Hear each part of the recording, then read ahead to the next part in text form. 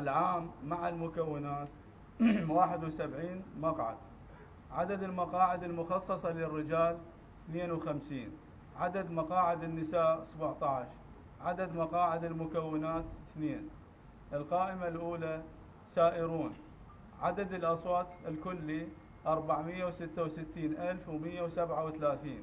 عدد المقاعد 17 مقعد. تحالف الفتح. مجموع الأصوات الكلي 264,011 صوت. عدد المقاعد 9. ائتلاف دولة القانون 236,374. عدد المقاعد 9. ائتلاف الوطنية مجموع الأصوات 220,457. عدد المقاعد 8. ائتلاف النصر عدد الأصوات 216,185. عدد المقاعد 8. تيار الحكمة الوطني 100,058. عدد المقاعد 4. تحالف القرار العراقي 99,866. عدد المقاعد 4. تحالف بغداد عدد الأصوات 97,747. عدد المقاعد 4. بيارق الخير 50,783. عدد المقاعد 2. تمدن 35,148 صوت. عدد المقاعد 1. التحالف المدني الديمقراطي 33,116 صوت. عدد المقاعد 1. الحزب المدني 32,496. عدد المقاعد 1. حركة إرادة 27,550. عدد المقاعد 1. ائتلاف كفاءات للتغيير عدد الأصوات 21,903. عدد الأصوات 0.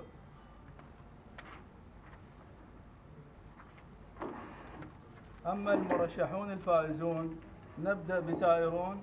رقم المرشح 1 ماجد عبد اللطيف محمد علي أنثى. عدد الأصوات 55,184. سائرون رائد جاهد فهمي صالح. عدد الأصوات 19,493. عباس عليوي كاظم ربيج. عدد الأصوات 18,838. جواد عبد الكاظم محمد عباس 18,386.